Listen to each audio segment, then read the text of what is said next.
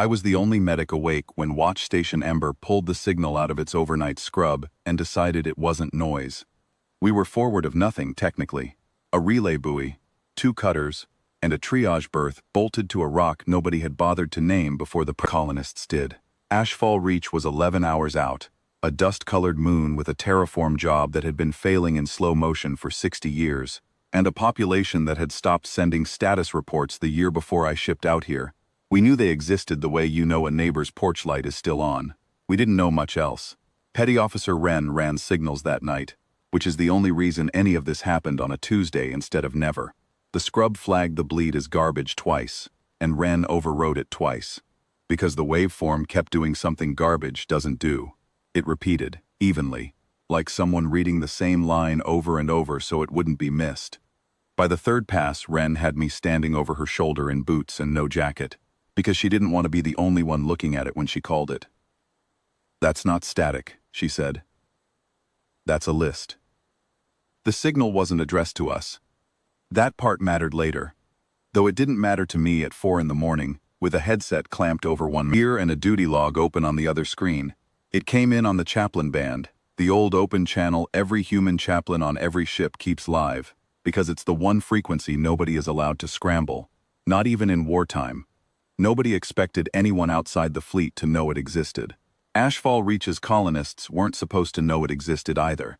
What they'd actually built, our signals officer told me afterward, was a communal broadcast rig 2 generations old, aimed at a patch of sky their ancestors had once called the Standing Ones, the Watching Dead, the Old Skyfathers, whichever translation you liked best. The list Wren had heard repeating was names. Every Ashfall household with strength left had fed a line into it that night. Their own names and their children's. However many could still speak into a handset before it moved to the next house. By their own definition, it wasn't a distress call at all. It was a funeral hymn. They were telling their dead they were coming, and they wanted the names said clearly enough that nothing got left off the list by accident. The rig leaked. 60 years of patched antenna work had widened its throat until it bled across half the spectrum, and one sliver of that bleed happened to land exactly on a frequency that exists, on every human vessel in known space, for one reason only, so that nobody dying ever goes unheard by accident. That's the part nobody on Ashfall Reach knew. That's the part that put a hospital ship on their landing field by morning. Watch Station Ember didn't have the authority to dispatch anything bigger than a courier. We weren't allied with Ashfall Reach. We'd never traded with them, never signed anything with them, didn't officially know their colony still had people on it. What we had was a standing order older than most of the crew. Any signal on the Chaplain-Band gets treated as distress until proven otherwise. Regardless of source, regardless of permission, regardless of who was supposed to be listening. Lieutenant Cohen had the duty that night, and he didn't hesitate the way the regulations would have let him hesitate. He read Wren's transcript once, asked if she was certain of the frequency, and when she said yes, he woke 3 ship's captains who outranked him without once using the word permission. The Chaplain-Band doesn't carry claims of ownership. It only carries the one question it was built to carry, and Cohen answered it the only way the standing order let him, so the order went out anyway. 3 hours before anyone with the rank to second-guess it woke up. The hospital ship Halcyon broke from refit a sector over. The frigate Tern came off escort rotation to ride alongside her. A transport called Petrel loaded every medic Ember could spare, including me, and we burned hard enough that I spent the whole run strapped into a crash seat instead of sleeping. We came down on Ashfall Reach's landing field at first light, into a colony that had stopped expecting anyone, from anywhere, to come down at all. The slow quiet doesn't kill fast. That's what made it cruel. It thins the blood first, then the breath. Then, in children, the voice. By the time a child stopped answering when you called their name, you had maybe 4 days left to move them. Ashfall Reach had been losing children on that schedule for 3 years running. They'd stopped keeping a word for survivors, because there hadn't been enough of them lately to need one. A woman named Dessa Kaur was kneeling at the edge of the landing apron, with a boy across her lap, maybe 6 years old, his lips the color of old paper. She wasn't waving us down. She wasn't waving at anything. I learned later she'd been at the broadcast rig herself the night before, feeding her son's name into the line along with everyone else's. addressing it to the same sky her grandmother had taught her to address things to. I knelt across from her and started working before I asked permission, because that's the job, and because the boy, Ovrin, she told me once she could talk again, still had a pulse worth chasing.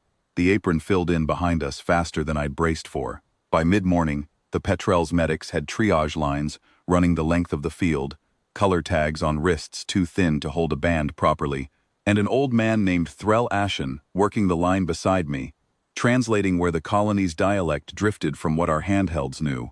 Threll had kept the broadcast rig running for 30 years, patching its antenna with parts that hadn't been made since before the terraform job failed.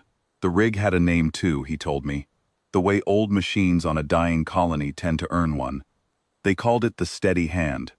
It took 4 days on the ground to turn the worst of it. The Halcyon stores held a counteragent built for a different blood chemistry entirely. But it worked, with adjustment, close enough to matter once the ship's chemists stopped sleeping and started titrating doses by hand against samples Threll helped us draw, because half the colony wouldn't let strangers near their children without someone they trusted over the needle. We lost the ones who'd already gone past where any ship's medicine reaches, and on the second night I sat with Threll outside a tent while he told me which names from the list weren't going to make the morning, so the Petrel's clerk could start the paperwork before anyone had to ask twice. We did not lose Ovrin Core, or most of the children his age, though I won't pretend the math came out even, or that anyone who'd buried someone that week walked away calling it a victory. By the 5th morning, the worst of the fever had broken across the whole apron, and the work had shifted from triage to packing, counting what medicine to leave behind, writing case notes for a colony clinic that had exactly one working diagnostic bed, and Threll Ashen to staff it. Desicor found me by the Petrel's ramp while we struck the triage tents. "We didn't send that to you," she said. Not as an accusation, as something closer to an apology, like she'd taken something from us by mistake and wanted it on the record that she hadn't meant to. "I know," I told her. "It wasn't a distress call, it was for the standing ones." "I know that too." She looked at the Halcyon a long moment, its hull still scorched from the burn down, medics walking her neighbors up the ramp on stretchers, restrapped twice over to fit joints they were never built for. "Then why did you come?" I didn't have a clean answer for her, and I've never found a better one since.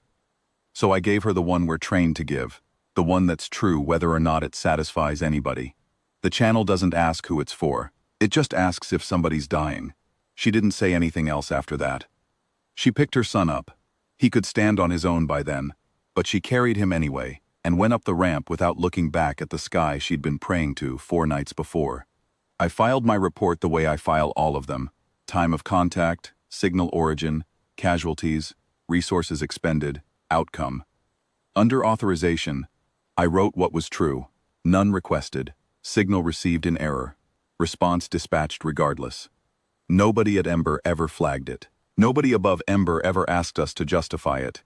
Cohen signed off on the file without changing a word, and the Halcyon logged the mission under the same heading it logs everything it was never sent for. As far as the record is concerned, Ashfall Reach never called for us at all, and we came anyway, and we are still, by their own count, the reason fewer of their dead got buried that month, whether or not a single one of them ever meant to ask us. The Steady Hand is still up there. Last I heard, patched again, pointed at the same patch of sky. Nobody's taken it down. I don't think anyone plans to. It only ever had one job, and as far as Ashfall Reach is concerned, it's still doing it. Even if, once, it did another job too, for an audience it never knew was listening, on a frequency built for exactly that kind of mistake.